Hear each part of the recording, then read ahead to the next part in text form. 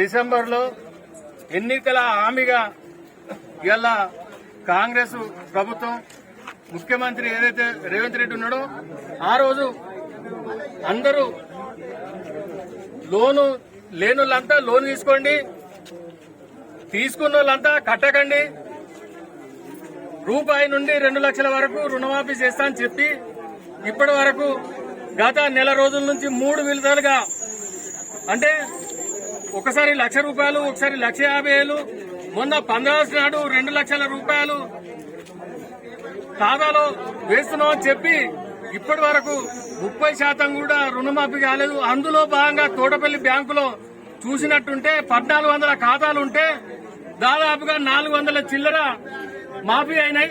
800 చిల్లర ఇక్కడ బ్యాంకు నుండి వీళ్ళు డాటా పంపక ఏదైతే ఇండియన్ బ్యాంకు నిర్లక్ష్యం వల్ల ఏదైతే నిర్లక్ష్యం చేసిన ఇండియన్ బ్యాంకు తెలంగాణ మొత్తంలోని ప్రతి ఒక్కరిపైన చర్య తీసుకోవాలని, అలాగే ఇండియన్ బ్యాంకు మేనేజర్ కావచ్చు, ఇక్కడ ఉన్న ఫీల్డ్ ఆఫీసర్ కావచ్చు, ఎవరైతే డాటా పంపే వారిని పైన కలెక్టర్ తీసుకుపోతామని అన్నారు.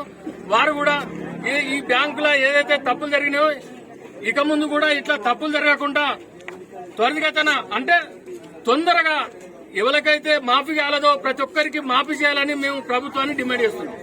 మనం అన్ని కూడా గవర్నమెంట్ ఆఫ్ తెలంగాణ ఏదైతే ఉందో రుణమాఫీకి సంబంధించినటువంటి క్రాప్ లోన్ డేటా అంతా కూడా ఇవ్వమని అడగడం జరిగింది జీవో ప్రకారం. అందులో భాగంగా ఈ ఇండియన్ బ్యాంక్ ఏం చేసింది అంటే ఫ్రెష్ అకౌంట్స్ మాత్రమే సబ్మిట్ చేయడం జరిగింది. రెన్యువల్ అయినటువంటి అకౌంట్లు సబ్మిట్ చేయలేదు. అక్కడ జరిగినటువంటి పొరపాటు వల్ల ఈ 800 మంది రైతులకి ఇప్పుడు రుణమాఫీ అనేది వర్తించలేదు. రెగ్యులర్ అకౌంట్లు కాకుండా కొత్తగా 2018 డిసెంబర్ నుంచి డిసెంబర్ 2023 వరకు ఓపెన్ చేసినటువంటి కొత్త అకౌంట్లకు మాత్రమే మాఫీ అమౌంట్ అనేది జమ కావడం జరిగింది.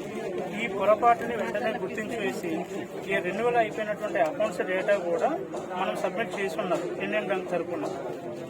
అవి కూడా వీలైనంత త్వరగానే మనకు రైతుల ఖాతాల్లోకి జమ అవుతాయి.